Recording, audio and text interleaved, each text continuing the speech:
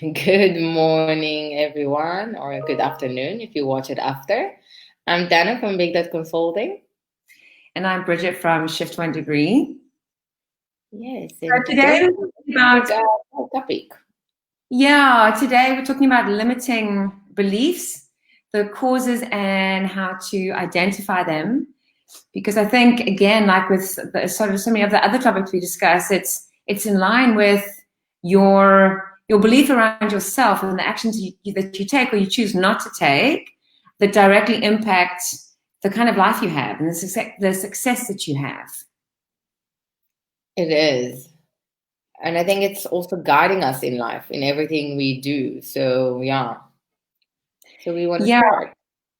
Yeah, so our limiting beliefs start in childhood, and they are something that we have used to protect us. So it's an identity that we've created to protect us. That as we get to a certain stage in our life, we look back and we go, actually, we don't really need that. It doesn't serve us to have that particular limiting belief. So the first one is to do with our parents, and I hate to say that because I always feel like I'm blaming parents, and I'm really, really not blaming parents. I believe parents do the best that they can, given what they had when they were, parents, like in our case, when we were children. But yeah, I think it's, parents have this natural protection and this natural, they've got their own stuff, their own limiting beliefs, which they then put onto their children just completely unconsciously, which then you start believing you're not capable of doing something because your parents are like, oh, I don't know if you can do that. Oh, I don't know if you should be thinking about that.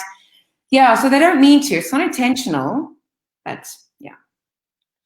It is. And a lot of time, like, I always say, like, there's nothing you can do. Like, no matter how hard you're going to work as a parent, you're going to always mess up in a way because a kid will always interpret things in his own unique way.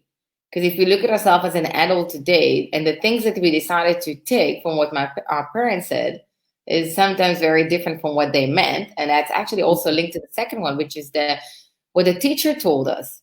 Because a lot of times also the teachers come from different background, they've got their own story, they see things in a different way, and they just bring their beliefs out there. And some of us as the kids are resonating, some not. For some of us, it's like doing some traumas because they make us believe that we're not that good, that we're not going to be able to finish that class or do it, or things like that. And it's funny because I say it from my life that I've got a friend that we had the same teacher, but that teacher helped me so much and supported me and bought me books and helped me to overcome my difficulties. But to her, she did the opposite. And she's dragging that till today. Yeah, so, I think also with teachers, especially when I was at school, if you were incredibly bright, there was a lot of attention paid to you, and if you were the complete opposite, there was zero attention. But there wasn't like a halfway. There wasn't like a middle ground. And I think today kids are looked at as individuals. There is not one size fits all. They're looked at as individuals. So again, I think that can be a limiting belief. And then the last one is around job and experiences. And say you lose your job. I was thinking about this yesterday. Somebody said to me, they lost their job. And I thought about that. I thought it's such a strange term, because like, suddenly you're not walking down the road. It's like, well, what about, I've lost my job. Like, it's such a weird term, but I mean, I don't know how else to say it, but people get fired or they get retrenched or however you want to term it.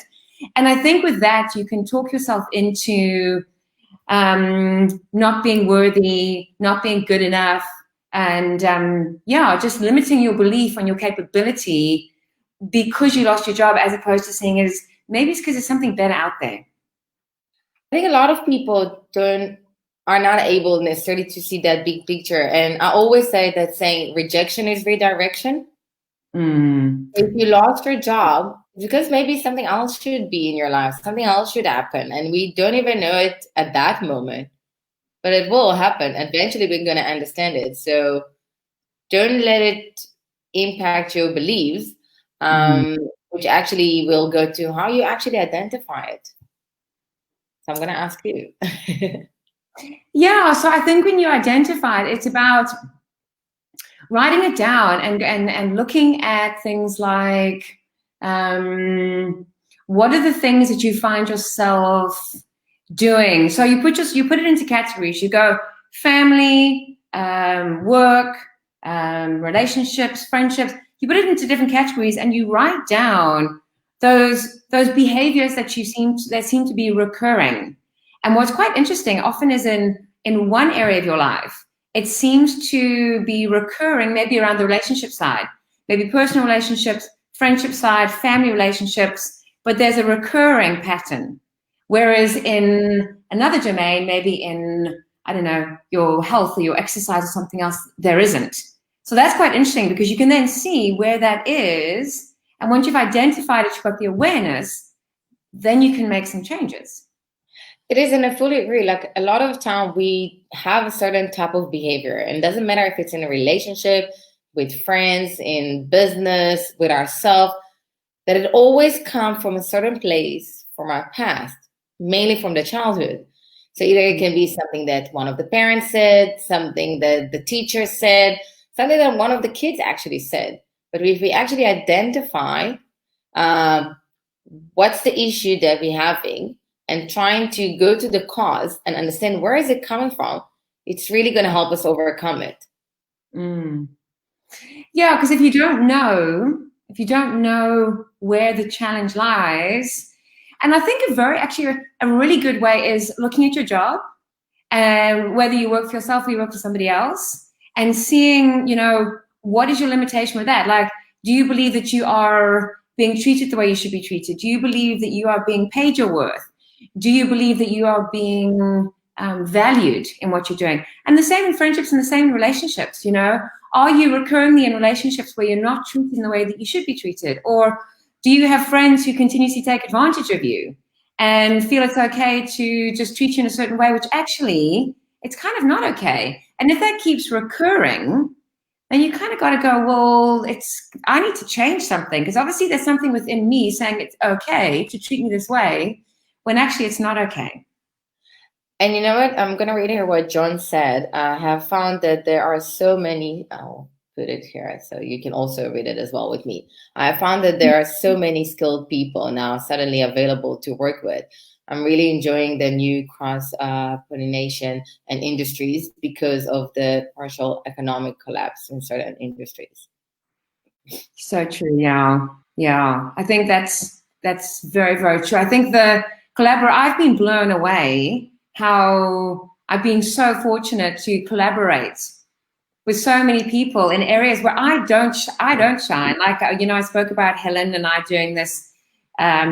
She's joining me on my bi-weekly networking events. So she's going to be with me on the next one on the first Thursday of July. And she does laughter yoga.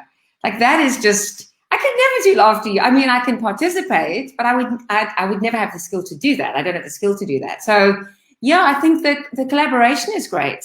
If there's an area where you've got a limiting belief, but you actually want to work through it.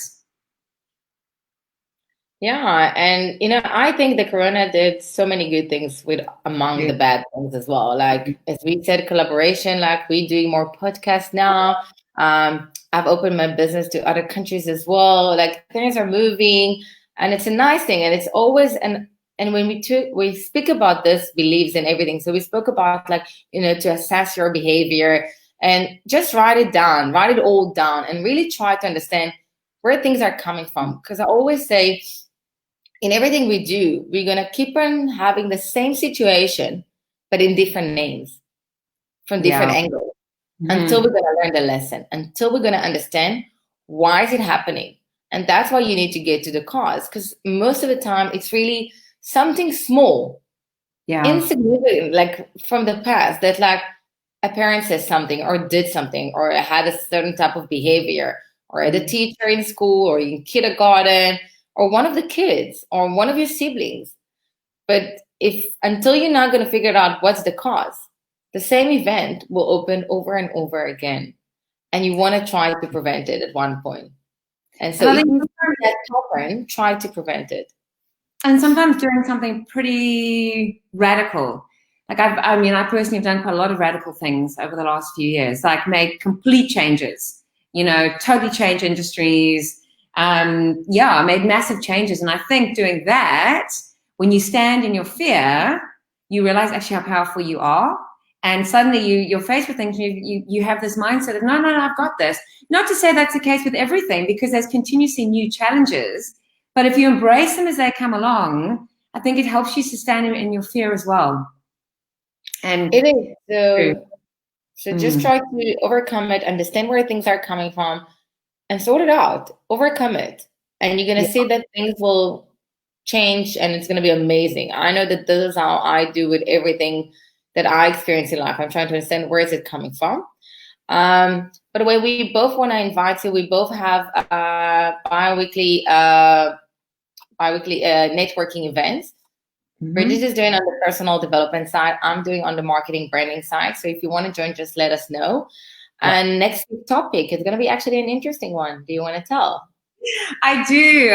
I'm very excited about this because you are a master at this, and I am definitely I've got massive limiting beliefs around this. But I really want to know. I want to learn how to grow my YouTube channel, and you've done it so well. You're so good at that. So if there's anyone else out there who's in the same situation as me, done lots of videos, but actually has no clue how to grow their YouTube channel and get more subscribers, then definitely Tuesday, listen to this, because you're going to be helping us. Yes, and also if you want to do videos and you're not sure, I'm going to send you a link, John. And if you really want to do videos, that's the time. Do something outside of your comfort zone. Don't be afraid. You can do it. If we could have done it, and we both always reminding the first day that we started, we both were not sleeping at the night before. We both come with minutes before. And look at us a year after, we're still doing it. And more. We do. I mean, I do now 3 a week. You also do loads more. So I do almost every day in 2 different languages. So if you know Hebrew, you're more than welcome to join me there as well. Yeah, very impressive. Yes, and I would like to take this opportunity also to invite you for something new, and also you, Bridget. I'm starting a new thing that's going to call the Big Brander Story Challenge. So this challenge is going to be a private group, and I'll share the link. So it's going to be a private group. You're more than welcome to join this group. And for 5 days, I'm going to give you every day a task that's going to teach you how to tell and share your brand story. So it's a free of charge. It's a nice challenge. You know, you can want to share with others that will be on the group. You're more than welcome. So it's a nice thing to do. So and we'll see you on growing your channel. And the key is the thumbnail image. And it's not only that, it's keyword and other stuff. So we're going to speak about it on Tuesday. And we're going to wish you a lovely weekend. All right? Yeah, have a good weekend. Bye. Bye.